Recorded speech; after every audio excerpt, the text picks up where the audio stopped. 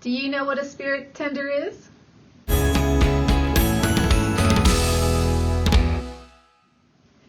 I want to start out today with gratitude. I've gotten a few comments from viewers lately who have said that they love our content and it's improving.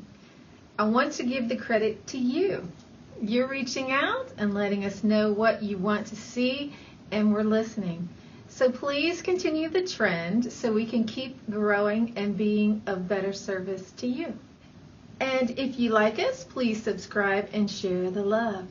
Okay, so The Singing Pouch is a story about a grandma who asked her granddaughter before she dies if she will be her spirit tender. And if you haven't seen that yet, I'll link it below so you can check that out. So a spirit tender is the one who watches after you during your transition to the other side to make sure that you actually get there. If you live and die well, you have all the rituals, you have a great funeral, you're not afraid of death, and you know that it's happening, maybe you don't need a spirit tender. You die clean, and that's that. If your loved ones want to make sure someone is designated as a spirit tender to do rituals for you and say prayers and make sure that you let go of any attachments, your unfinished business is tied up, you don't attach to anyone, and your spirit moves in a whole and complete way to the other world. So basically, this is a safeguard to make sure that you don't become a hungry ghost. All animist cultures have superstitions and practices around death to make sure that the spirits of the dead don't hang around. The energy doesn't belong here, and it gets polluted if it hangs around.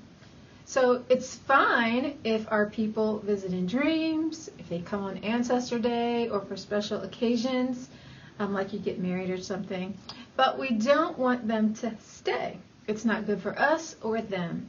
So the spirit tender is someone who is usually chosen in advance. You want to have a talk with the person in advance so that they agree to this. It's a commitment, and you want someone who cares about you and who's actually going to follow through, and just for your peace of mind. So think about this. People have been dying for thousands of years without this type of care. And if you've done any sort of ancestral clearing work, you know that there's a pile of baggage a mile high.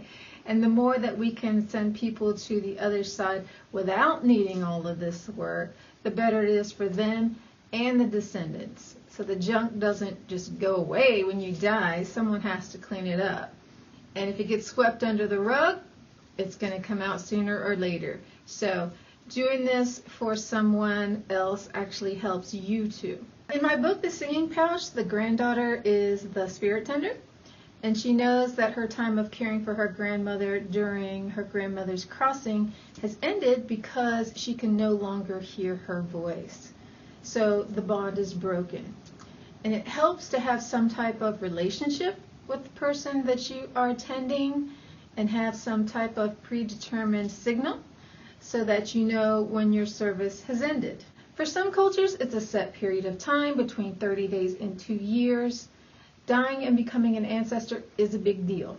Death is a serious transition, and this is why we have so many traditions around it.